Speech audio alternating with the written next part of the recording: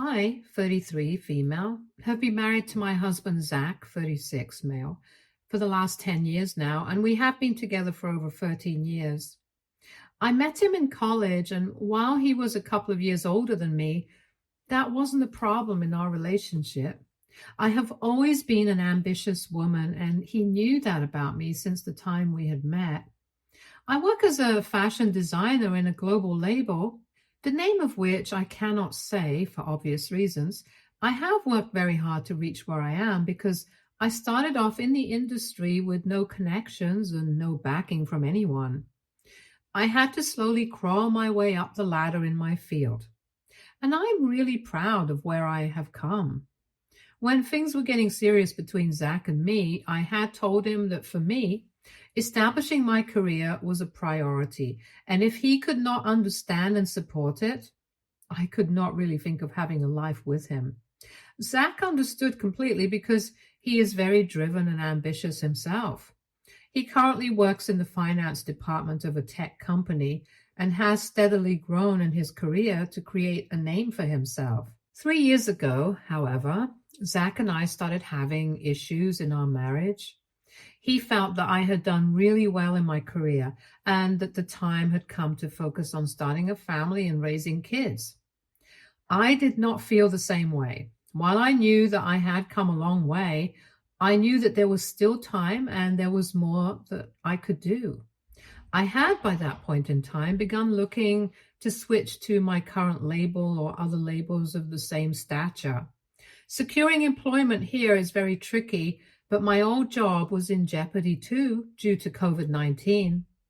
I knew they would begin laying us off soon, and I couldn't afford that, so I was looking to make the switch before something untoward happened. Zach, on the other hand, thought that this was the perfect opportunity for us to try for kids. If I got laid off, I'd get a break and I could just focus on the baby for a couple of years and then start working again if I wanted to. I did not want that for myself at all. Anytime that we had a conversation about it, it ended up turning into a fight, and I knew that he was not interested in listening to me or hearing my perspective. So I started applying to these places without confiding in him. I felt horrible at first because he was my partner and we had always shared things with each other. But I knew that I could not sacrifice my career at this juncture. A few months later, in late 2021, I landed my current job. When I did, I was over the moon, ecstatic, extremely proud of myself. But Zach, unfortunately, did not replicate those sentiments. He felt blindsided that I had taken such a huge step without considering his opinions and how it would derail our family for the foreseeable future. I tried explaining my point of view to him, but he was hurt and didn't want to make any kind of sense. I knew that I needed to give this time in order to salvage and improve our relationship. And by April 2022, I had proven my mettle to my managers and supervisors, and my terms of employment were upgraded. The benefits that I have seen being offered have been unbelievable, and this was essentially why I needed to make the switch. I knew that in these big labels, once you secure a place for yourself and work hard initially, you wield a lot of bargaining power. When I told Zach about the perks I was being offered, he at first thought that I was joking. They were that good. I would get 6 months of paid maternity leave, along with another 6 months of either unpaid leave or work from home. I was free to choose. None of this would have been possible in my older job. I thought that this was thus the best time to try for a baby because now I would not have to compromise my career for motherhood. I had a secure job that had provisions to allow me to transition into this new phase of life as easily as possible. I thought everything was going well, and we started trying for a kid. Unfortunately, we did not have any success till November 2022, which is when we decided to go to the doctor to see what was up. Both of us were getting worried, but him more than me. And we knew that this was the best step to take in such a situation. The results of the test were clear. I had a very low chance of conceiving naturally. I was devastated because I really wanted a child. The doctor said that this was not something that was related to my age or lifestyle, but was a side effect of a debilitating illness I had in my late teens. So essentially, there was nothing that I could do about it. Zach, however, did not understand this. He felt that it was because I was over 30 years old that these problems were arising. He was genuinely behaving like a moron, not listening to anything the doctor was saying, but coming up with stories and theories of his own. He started blaming me and my ambition for my infertility, saying that if I had just listened to him and not focused on my career so much, we would have been parents by now. No amount of discussions, arguments, family intervention, or medical opinion would change his mind. It was as though he was waiting for the perfect opportunity to blame me and hate my job. It got very exhausting for me mentally, especially since I was also dealing with my own personal sense of grief. I was heartbroken when faced with the reality that I would never be able to carry a child to term. It was the darkest period of my life, and I had no support from anyone. It was here that my in-laws intervened. They had come to our place for Christmas that year, and when they saw the state we were in, they were appalled. Both of them urged us to work things out on our own, but we were butting heads all the time. It was then that they decided to fly down and talk to us regarding our issues. My father-in-law tore a new one into Zach for blaming me for something I had no control over. Even my mother-in-law said that she was disgusted that she had raised a son like him. They supported me throughout, and I was very grateful for their support. I know for sure that had they not intervened at that point in time, the marriage would have broken down. In hindsight, I sometimes feel that maybe that would have been better because neither my in-laws nor I knew what was going to happen next. After a lot of back and forth, fights, tears, and things got better between Zach and me, it was hard to accept the fact that I would not be able to conceive. But I was slowly and gradually coming to terms with that information. After a few weeks, I asked Zach if he would be okay with adoption because at the end of the day, we wanted to be parents and there were too many children in the world who needed this. I had no issues with loving or raising a child that isn't my own biologically, but I also knew that it was not necessarily that Zach would also think this way.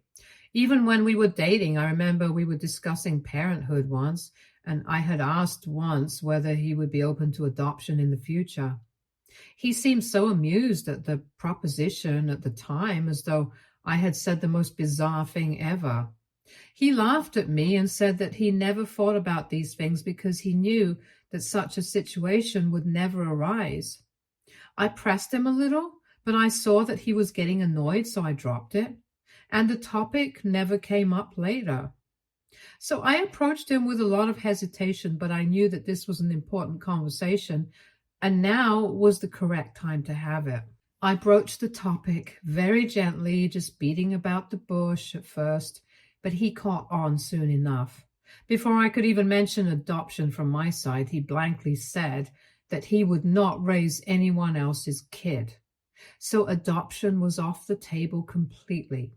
He said it as though it was final and there would be no discussion about it. I tried to press it further because I wanted to open all options to make this possible for us, but he was adamant about his stance. He just would not listen to anything that I was trying to say. I was exhausted and I asked him, what other option did we have? He said I could either go for fertility treatments, which he made abundantly clear was what he wanted, and if not that, then we could go for surrogacy.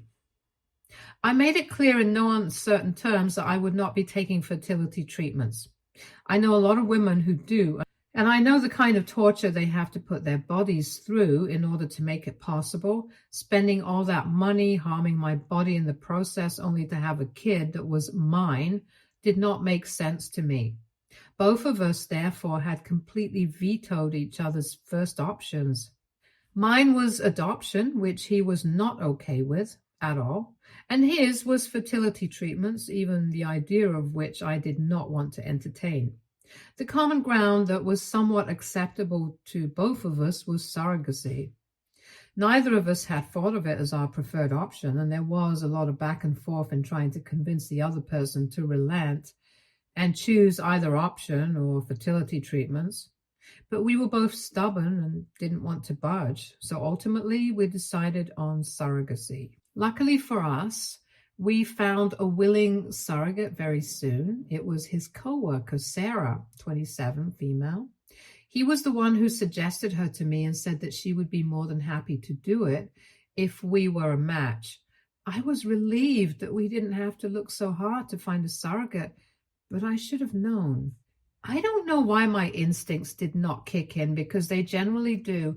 I should have known that something was wrong, and it could not be a mere coincidence that she was ready and willing to be a surrogate in a jiffy.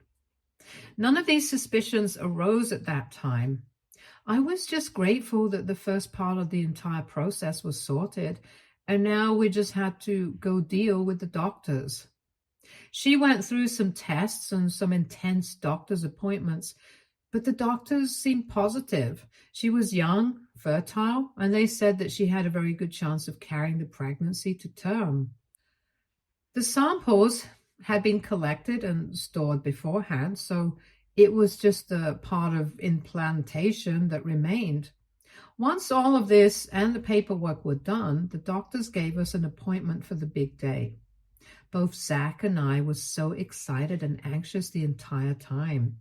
I felt like a little girl on her way to write an exam. Sarah looked tense too, but she put up a brave front for us. Once the implantation was done, we were asked to come again in 2 to 3 weeks to see if the implantation had been successful. They gave a to-do list to Sarah, the main point of which was for her to not take stress, which seemed ironic, but it is what it is. The next few days went by in a blur. We were in constant touch with Sarah, and I now feel maybe we became a little overbearing. Zach and I went over to her house once every day to check up on her. We found out that the implantation had been a success on the day of the follow-up, and I think that was the happiest day of my life. It was as though any worries or regrets that I had just melted away.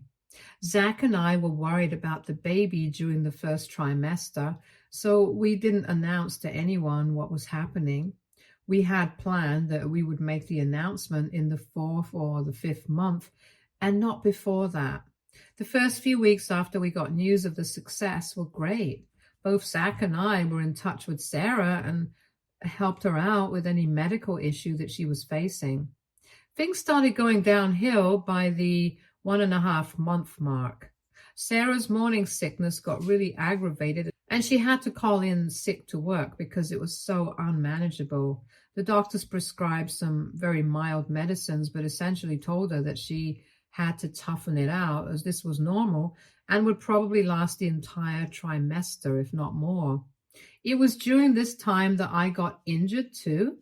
It was a fracture in my right wrist, and I needed help with a lot of things around the house. Zach's attention was divided. For the first couple of days, I didn't bat an eye as I was unable to check up on Sarah because of my injury. I was glad that he understood the gravity of the situation and took things into his own hands. He dealt with the Sarah front while I recovered. But what began to irk me was that he was completely nonchalant about my injury. It was as though I was not important anymore. All his attention was on Sarah. He wanted to spend every free moment either with her or talking about her. I tried not to say anything because Zach was juggling a lot of things at once, with me being injured. But I did get really snappy with him. It all came to a head one day when he asked me if I even cared about our child. And I snapped back at him about not caring about me at all. After this initial eruption of anger, we sat down and discussed what both of us felt, and he said he would do better to make me feel important and heard. I trusted him. Big mistake. We moved forward. In the next couple of days, his behavior towards me improved. I will give him that. He was more attentive. We were spending more time together, but his mind seemed occupied elsewhere. He was still fawning over Sarah like a little puppy, and with every passing day, it began to feel more and more like he thought she was not our surrogate, but rather his wife.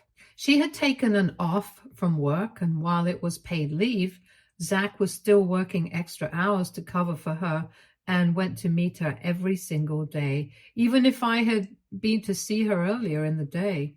The first thing he did after getting off from work was driving to her place and spending some bonding time with her. This is how he described it. He was bonding with her, not the surrogate. He came back, changed, ate, and went to sleep. We had a dead married life. We didn't even talk to each other if it wasn't about Sarah. His focus was not on his kid, but on the surrogate carrying his kid. And it was just devastating for me to be around that kind of talk all the time. It made me feel thoroughly inadequate and incomplete as a woman. I wanted to raise this issue with him, but I knew that I had no stand to do so because it was my infertility that led to this. We needed a surrogate because I couldn't naturally have children, and at the end of the day, Sarah was helping us out at the cost of her health and life. I felt like a disgusting human being for feeling envy and anger towards her instead of gratitude. The entire situation was just driving me off the rails to the point that I had begun contemplating whether surrogacy was even a good option at all. Instead of bringing us closer, it had driven a wedge between Zach and me, and that was not something that I had anticipated at all. I don't know what came over me, but this dynamic between Zach and Sarah was driving me crazy. I was overthinking every waking moment, and I somehow had this nagging feeling that they were having an affair. I had no other way to explain it. Rationally, I could explain his emotions as those of a man on the brink of fatherhood that he eagerly awaited. I probably would have felt the same way, but all the alarm clocks were ringing in my head, and I knew that I needed to do something to calm my nerves. By the time I had decided to snoop through his stuff in order to find something that either confirmed my suspicions or assuaged them, Sarah was over 5 months pregnant. While Zach's entire focus was on Sarah and her pregnancy, my entire focus was on trying to find out what was up between them. I admit that at that time I was not the best partner to my husband or the best support system for Sarah, but in my defense, I was too muddled in my own head to take care of them. And to all those who are going to pounce on me in the comments saying that I should have just spoken to my husband, I tried. Not once, but multiple times, but his behavior never changed. And that was what made me feel worse. That despite me expressing my feelings, he had no regard for them at all. So whenever I had time, I used to check his phone and chat. He actually has 2 numbers, so it took me a while to scan everything. I didn't find anything either in text or on his Instagram. The texts and DMs were mostly just her informing him of anything that was up with her and him checking up on her. It was a little too safe for work. In some places, it did feel like chunks of the conversation had been deleted because there was no flow in the chat, but I couldn't be sure. I felt a little guilty after all this snooping because I did not end up finding anything even remotely fishy. Nevertheless, I was not satisfied. I then decided to check his emails. I finally got the chance to get hold of him yesterday. His professional email didn't have anything between them, just official correspondence regarding work. I checked his private emails and nothing was even there. No emails, no contact with Sarah, nothing. It was then that a third email ID caught my eye, one that was already logged in on his system. I quickly opened that and it had mails with just one other email ID dating back to 2022. I didn't have time to read all of the emails, so I copied and pasted a lot of them and sent the doc to myself. I felt that I would get caught snooping and it would ruin this one chance I had of confirming my doubts. Thankfully, I had luck on my side, and I was able to copy the entire exchange with Zach waking up. I could not sleep a wink the entire night. I wanted to read every single mail that was there aloud for him to hear, but I knew I had to be smart about it, not impulsive. I decided to wait until he left for work the next day and then read the emails. What I found shook me to the core. It made me want to fire bullets in his chest. He was not just cheating on me emotionally and physically, but he was also planning on defrauding me. It took me hours to go through all the emails. So basically, what I found was that he and Sarah had been having an affair since early 2022. Nobody in their office knew about it. It started with him talking to her about our problems, and she would listen to him and validate him. Gradually, it developed into something more. Intimate, sleazy texts and images, verbal abuse, sarcasm directed towards me, and all that jazz. It was horrifying to read. Something broke inside me when I read all this. It felt as though everything that I had built over the years had come crashing down on my face, and I couldn't do anything about it. I gathered some courage and read more. So basically, Sarah could never have children of her own, in the sense that there was some problem with her eggs, and she was the typical woman Zach would like to have as the mother of his kids. So they hatched a plan together. The plan was that they would somehow get me to agree to surrogacy, and Sarah would step in as the savior.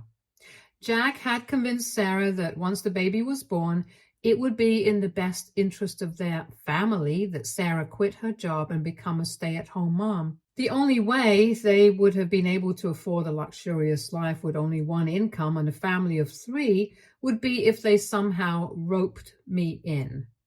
The plan was that right before the baby's birth, Zach would start picking fights with me, and he would ultimately lead us to divorce.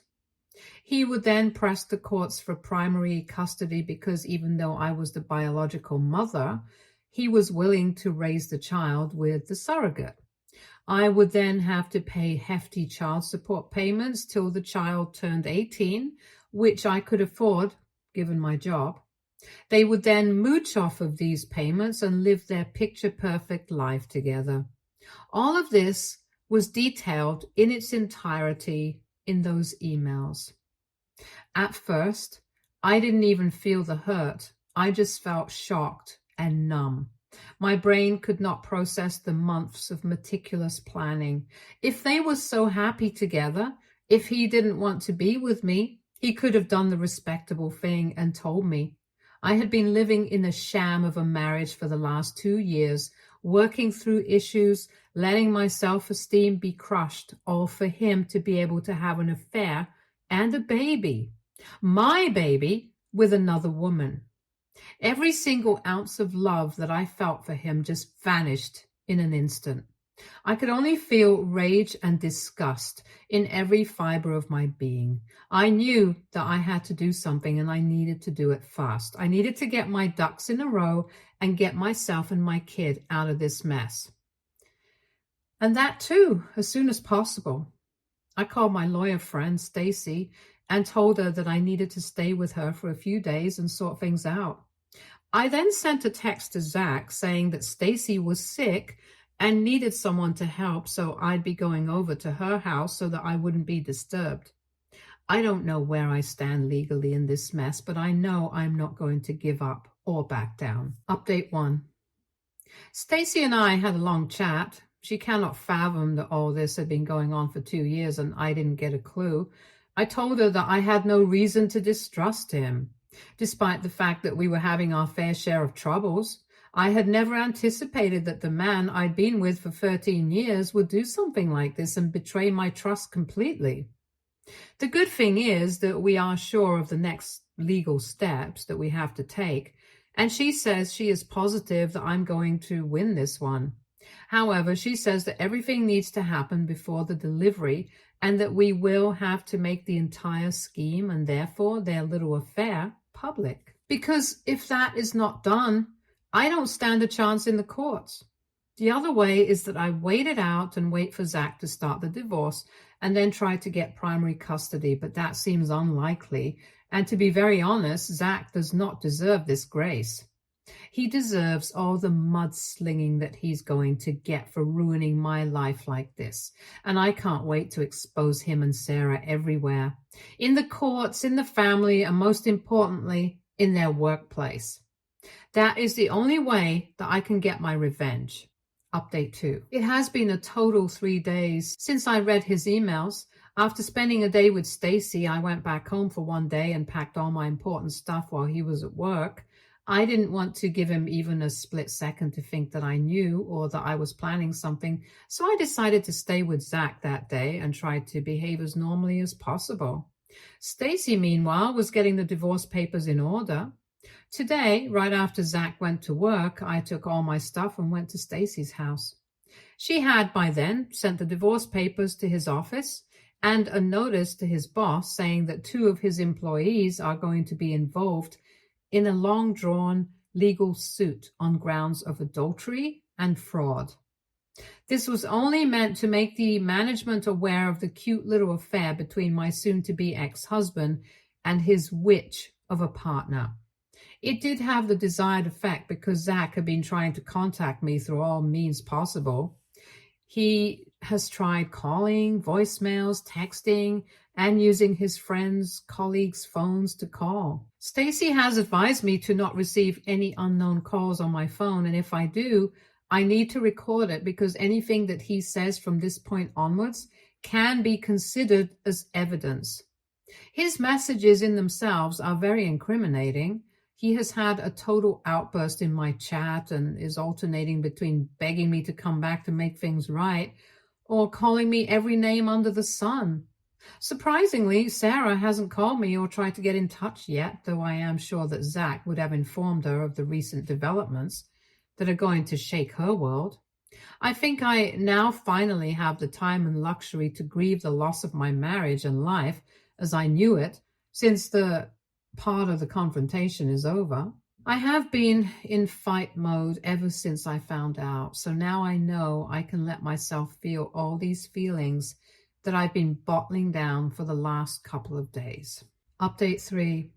It has been a month since I served divorce papers to Zach, and things are looking good at my end, if I may say so myself. I have moved in with Stacy in her extra bedroom for the time being, but I will finalize my lease for the new apartment by the end of the week. It's a 2-bedroom apartment in a reasonably decent part of town and fits in my budget really well. Zach has been fired from his job, which was what Stacy intended with that information leaked to his boss. Now that he has no source of income, Sarah and he cannot claim custody of the child when it's born. Sarah has not been fired because the company has probably taken into account the fact that she is pregnant, but she has been asked to rethink her place within the firm after pregnancy. However, people in their company now think that the kid is actually Zach's and Sarah's, and that is not working in their favor either. Their perception of the industry has been tarnished completely, and this is affecting Sarah a lot. I know all this because of a drunken call from my soon-to-be ex-husband. So all in all, Stacy and I are almost certain that we are going to win this one. I cannot divulge more details as of now because the case is still ongoing and this might be held against me. I might have to grant some visitation rights to Zach, but according to Stacy, Sarah will have no legal rights over the kid, which is a relief to me. I won't be updating anymore because I don't want details of the case getting out for risk of identification. Thank you to everyone who commented and suggested a course of action for me. I am very grateful, but now I'm taking a break from Reddit and moving forward. Stay tuned for more stories from our girl relationships.